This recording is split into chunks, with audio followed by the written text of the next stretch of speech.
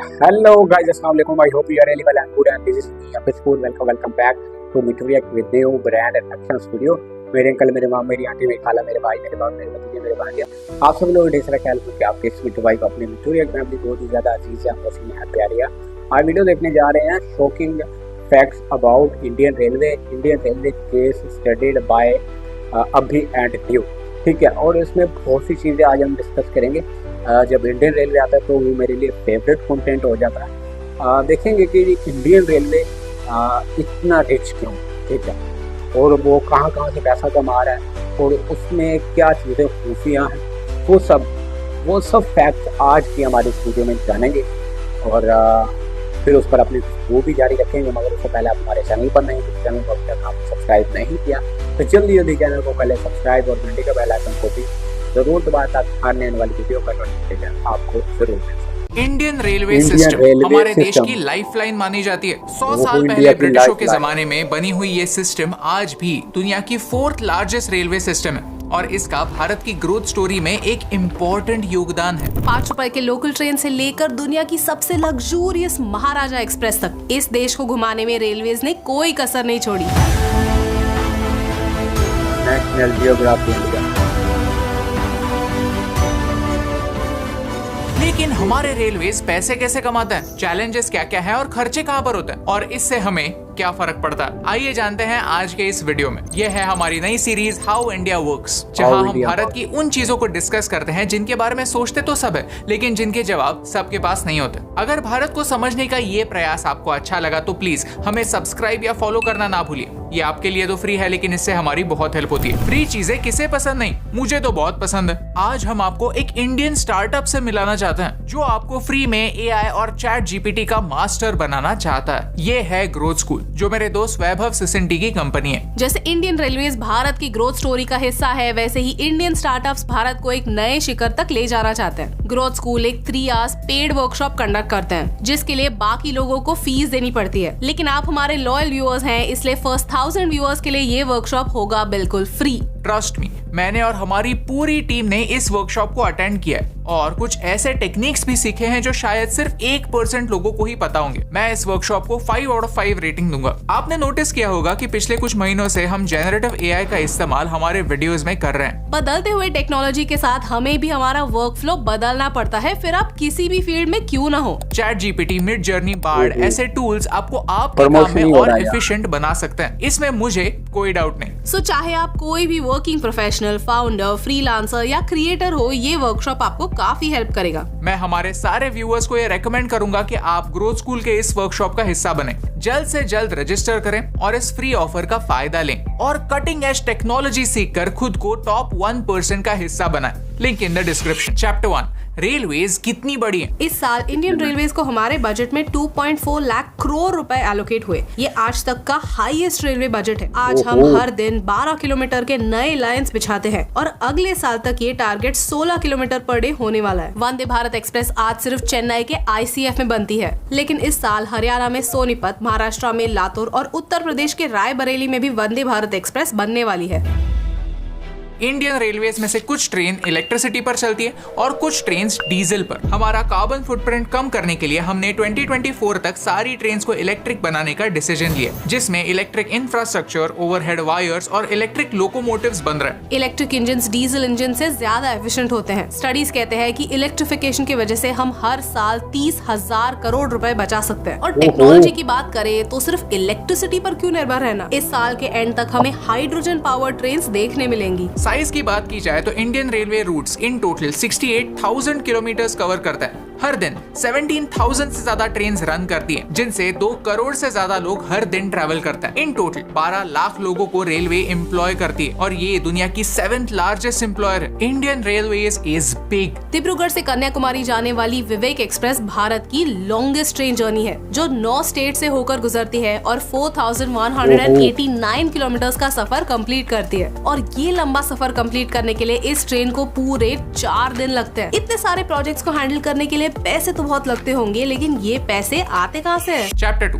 Railway पैसे कैसे कमाती है। आप सोच रहे होंगे कि जवाब ऑब्वियस है, लोग टिकट खरीदते हैं और रेलवे वैसे ही पैसे कमाती है। 2022 में पैसेंजर टिकट सेल से रेलवेज ने 39,000 करोड़ रुपीस कमाए। Sounds like a lot, right? लेकिन ये उनका सबसे बड़ा सोर्स ऑफ रेवेन्यू नहीं है। रेलवेज का सबसे बड़ा इनकम सोर्स है फ्रेट ऑपरेशंस, यानी गुड्स को एक जगह से दूसरी जगह तक ट्रांसपोर्ट करना। 2022 में इंडियन रेलवेज ने फ्रेट ट्रांसपोर्टेशन के थ्रू कमाए हैं 1,39,000 करोड़ रुपीस, यानी टिकट सेल से 1 लाख करोड़ रुपए ज्यादा। ये हम बड़े बड़े गुड्स की बात कर रहे हैं जो एक पोर्ट से अपने डेस्टिनेशन तक पहुंचते हैं। उसके साथ साथ कई बार कुरियर या पार्सल्स भी लोग ट्रेन से भेजते हैं। लेह लद्दाख लोग बाइक से जाते हुए अपनी बाइक ट्रेन से भेजते हैं। ऐसे पार्सल सर्विसेज से ट्रेन 700 करोड़ रुपए कमाती है। रेलवे स्टेशन पर कई बार एड्स होते हैं और इन एड्स को वहां पर प्लेस करने के लिए रेलवेज फीस चार्ज करती है। एडवर्टाइजिंग रेवेन्यू में इंडियन रेलवेज कुछ 400 करोड़ रुपए कमाती है। अब पैसेंजर्स ट्रैवल करेंगे तो खाना तो खाएंगे। कई बार लोग रेलवे के दुकान या होटल से खाना खरीदते हैं। केटरिंग सर्विसेज से रेलवेज 2000 करोड़ रुपए कमाती है। Indian railways in total 4780 square kilometres land own करती है। To put things in perspective, ये गोवा स्टेट से 30% ज्यादा लैंड है। इसमें से कुछ लैंड सेल करके या लीज पर देकर रेलवेज पैसे कमाती है। लैंड सेल से 2000 करोड़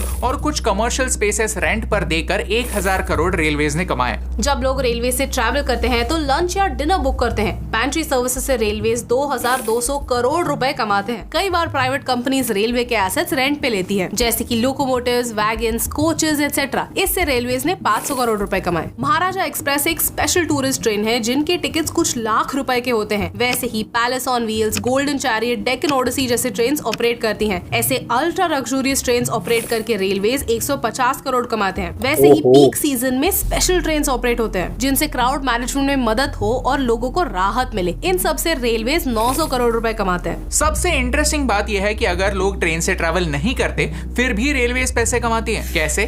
कन्वीनियंस फीस से। जब आप टिकट बुक करते हो तो 20 या 30 रुपए कन्वीनियंस फीस लगती हैं और अगर आपने टिकट कैंसिल किया तो ये पैसे वापस नहीं मिलते। अक्सर ट्रैवल एजेंट्स बड़े बड़े बुकिंग्स करते हैं और लास्ट मोमेंट कैंसिल कर देते हैं। इससे होने वाला नुकसान रोकने के लिए ऐसे कैंसिलेशन चार्जेस लगते हैं जिनके थ्रू रेलवेज ने वेट फॉर इट 1900 करोड़ रुपए कमाए। ये बड़े बड़े फिगर्स अगर एक पाई चार्ट में देखें तो 2022 साल के लिए इंडियन रेलवेज के रेवेन्यू फिगर्स कुछ ऐसे दिखते हैं। आप वीडियो को पॉज करके इन्हें गौर से देख सकते हैं। रेलवेज का पैसेंजर रेवेन्यू उसके टोटल रेवेन्यू के कुछ 26% ही है। ये नंबर्स देखकर आप इम्प्रेस तो जरूर हुए होंगे। आपको लग रहा होगा कि रेलवेज के पास तो बहुत सारा पैसा है, ऐश ही ऐश है। लेकिन ये समझना इम्पोर्टेंट है कि ये रेवेन्यू है, प्रॉफिट नहीं। रेलवेज को खर्चे भी तो करने पड़ते हैं। चैप्टर 3 रेलवे के चैलेंजेस। रेलवेज को समझने के लिए एक नंबर समझना काफी इंपॉर्टेंट होता है और वो है ऑपरेटिंग रेशो, यानी 1 रुपया कमाने के लिए रेलवेज को कितना खर्चा करना पड़ता है। हमारा ऑपरेटिंग रेशो है 98.14, यानी हम 1 रुपया कमाने के लिए 98 पैसे खर्च करते हैं और ये लेटेस्ट फिगर्स हैं। 2021 में ये आंकड़ा 107.39% तक ऊपर चला गया था, यानी 1 रुपया कमाने के लिए 1.07 रुपीस खर्च करने पड़ रहे थे। पैंडेमिक के समय लोग घर पर बैठे हुए थे, लेकिन एम्प्लॉइज की सैलरीज, रिपेयर्स के काम तो करने जरूरी थे, तो रेलवे ज्यादा खर्च कर रहे थे, ऑपरेशनल रहने की कोशिश कर रहे थे। खर्चे इतने ज्यादा क्यों? अगर आपने हमारा बजट वीडियो देखा होगा तो आपको पता होगा कि 2 तरह के खर्चे होते हैं, revenue expenses and capital expenses. Simple भाषा में समझा जाए तो आपने स्टारबक्स से कॉफी मंगाई और फटाक से 300 रुपए खर्च किए। 15 मिनट बाद आप टॉयलेट में गए और फिर कॉफी और आपका पैसा दोनों फ्लश हो गए। रेवेन्यू एक्सपेंसेस वो होते हैं जो रेगुलर फंक्शनिंग के लिए यूज होते हैं। ऑन द अदर हैंड, अगर आप एक कॉफी मशीन खरीदते हो तो वो आपका कैपिटल एक्सपेंस हो जाएगा, क्योंकि यहाँ आप पैसा तो ज्यादा खर्च कर रहे हो लेकिन वो कॉफी मशीन आपकी है, वो आपकी एक एसेट है जिसे आप बार बार यूज कर सकते हो और एक टाइम ऐसा आएगा जब आप इस मशीन की कॉस्ट रिकवर करोगे। ये है कैपिटल एक्सपेंस जो एक एसेट को अक्वायर करने में किया जाता है। इस फाइनेंशियल ईयर में रेलवेज को 1,05,000 करोड़ रुपए सैलरीज पर और 62,000 करोड़ रुपए पेंशन पर खर्च करने होंगे। ये नंबर हमारे पैसेंजर रेवेन्यू से 1,27,000 करोड़ रुपए ज्यादा है। 2015 में कमिटी ऑन रीस्ट्रक्चरिंग रेलवेज ने ऑब्जर्व किया कि ये खर्चा अनमैनेजेबल है। जहां रेलवेज का इनकम हर साल 6.3% से बढ़ रहा है, रेलवेज के एक्सपेंसेस 7.2% से बढ़ रहे हैं। यानी जल्द ही एक पॉइंट ऐसा आ जाएगा कि रेलवेज के एक्सपेंसेस रेलवेज के इनकम से कई ज्यादा ज्यादा होंगे, और ये हम सिर्फ रेवेन्यू एक्सपेंसेस की बात कर रहे हैं। आज सिचुएशन ऐसी है कि रेलवेज का इनकम मिला जुलाकर और उनके सैलरीज जैसे रेवेन्यू एक्सपेंसेस मिलाकर रेलवेज के पास बस 2000 से 3000 करोड़ रुपए बचते हैं। इन पैसों में नया इंफ्रास्ट्रक्चर बनाना, नए रेल लाइंस बनना, वंदे भारत ट्रेन बनाना इम्पॉसिबल है। इसीलिए इंटरनल रेवेन्यूज को छोड़कर रेलवेज को और पैसा प्रोवाइड किया जाता है। रेलवेज को खर्च करने के लिए पैसे 3 मेजर सोर्सेज से आते हैं। 1, इंटरनल रिसोर्सेज जो हमने चैप्टर 2 में मेंशन किए। 2, budgetary support from central government जो हर साल बजट में एलोकेट होता है। 3, एक्स्ट्रा बजटरी सपोर्ट जिसमें बोरोइंग्स और प्राइवेट प्लेयर्स की कंट्रीब्यूशन शामिल है। सेकंड और थर्ड सपोर्ट के बिना हमारे लिए रेलवेज ऑपरेट करना इम्पॉसिबल बन जाएगा। Chapter 4 opportunities. चैप्टर 3 सुनने के बाद शायद आपको ये लग रहा होगा कि इस देश का कुछ नहीं हो सकता, प्रॉब्लम्स बहुत ज्यादा है, लोग बहुत ज्यादा है, गरीबी बहुत ज्यादा है, और एक प्रॉब्लम को सॉल्व करना यानी दूसरे नए बड़े प्रॉब्लम को जन्म देने जैसा है। लेकिन गिव अप कर देना आसान है, कोई भी कर सकता है। मुश्किल है सॉल्यूशंस ढूंढना और उन्हें इम्प्लीमेंट करना। इंडियन रेलवेज के लिए सबसे बड़ी अपॉर्चुनिटी है DFC यानी डेडिकेटेड फ्रेट कॉरिडोर। ये एक एम्बिशियस और चैलेंजिंग प्रोजेक्ट है जिसमें हम फ्रेट ट्रेन्स के लिए एक अलग रेलवे ट्रैक बनाएंगे। एट प्रेजेंट क्या होता है कि पैसेंजर ट्रेन्स और मालगाड़ी दोनों सेम ट्रैक पर चलती है। चैप्टर 2 में आपने देखा होगा कि रेलवेज का मेजर रेवेन्यू फ्रेट ट्रांसपोर्ट से होता है। अगर DFCs बन जाए तो फास्ट गुड्स ट्रांसपोर्ट पॉसिबल होगा और फिर बेहतर रेट्स पर हम बिजनेसेस को रेलवेज यूज करने के लिए अट्रैक्ट कर सकते हैं। And most importantly transport time भी कम हो जाएगा। DFCs का मैप कुछ ऐसा दिखेगा। जैसे लॉजिस्टिक्स इंप्रूव होंगे वैसे हम ट्रेड का स्पीड बढ़ा सकते हैं, जो भारत को एक इकोनॉमिक बूस्ट देने में हेल्प करेगा। आज भी भारत का 70% गुड्स ट्रांसपोर्ट बाय रोड होता है। इससे ट्रैफिक भी बढ़ता है और ट्रैफिक की वजह से गुड्स लेट भी होते हैं। ये ट्रांसपोर्ट रेल और वाटरवेज पर अर्जेंटली शिफ्ट करने की जरूरत है। ट्रेन के टिकट्स पैसेंजर्स के लिए सस्ते इसीलिए हैं क्योंकि ट्रेन के ऑपरेशंस का भार फ्रेट ट्रांसपोर्ट उठाते हैं, तो उनके लिए एक बेहतर सर्विस अवेलेबल करना रेलवेज की जिम्मेदारी है। रेलवेज एक दूसरी बात ये कर सकते हैं कि रूट एनालिसिस करके देखना कि कहाँ डिमांड हाई है। पिछले महीने ये न्यूज आई थी कि कासरगोड त्रिवेंद्रम वंदे भारत की ऑक्यूपेंसी 183% थी, विच मींस हर रोज जो भी ट्रेन चलती है वो फुल्ली बुक्ड होती है। आज इंटरनेट पे ये ढूंढना मुश्किल है कि कौन सी ट्रेन की कितनी ऑक्यूपेंसी है। ये डेटा ट्रांसपेरेंटली डिक्लेयर होना चाहिए ताकि ट्रेन शेड्यूलिंग के बारे में बेटर डिसीजंस ले जाए। जिस ट्रेन में ज्यादा ऑक्यूपेंसी है उस लाइन में ज्यादा ट्रेन इंट्रोड्यूस होने चाहिए। दूसरी बात यह है कि कई लोग जनरल और अनरिजर्व कैटेगरीज में ट्रैवल करते हैं। इन बोगीज की कंडीशन काफी खराब है, ये बहुत क्राउडेड है। इन ट्रैवलर्स के लिए भी सॉल्यूशंस ढूंढने चाहिए। The next thing is old coaches. कई ट्रेन के कोचेस पुराने हो गए, इन्हें नए कोचेस से रिप्लेस करने से ऑक्यूपेंसी बढ़ सकती है, जिससे ट्रैवलर्स को भी लगे कि जो इंडियन रेलवे के फैक्ट जाने हैं और फैक्ट्स जानकर बहुत अच्छा लगा कि किस तरह जो है इंडियन रेलवे जो है वो पैसे कमाता है और वो कहाँ पर वो पैसे खर्च करता है और उसको कितना प्रॉफिट आता है। वो सब कुछ आज की इस वीडियो में रहेगा और मुझे बताने की ज़रूरत नहीं है, तो मैं यहीं पर वीडियो कर रहा हूँ एंड अपना इर्द गिर्द वाला साइनिंग ऑफ।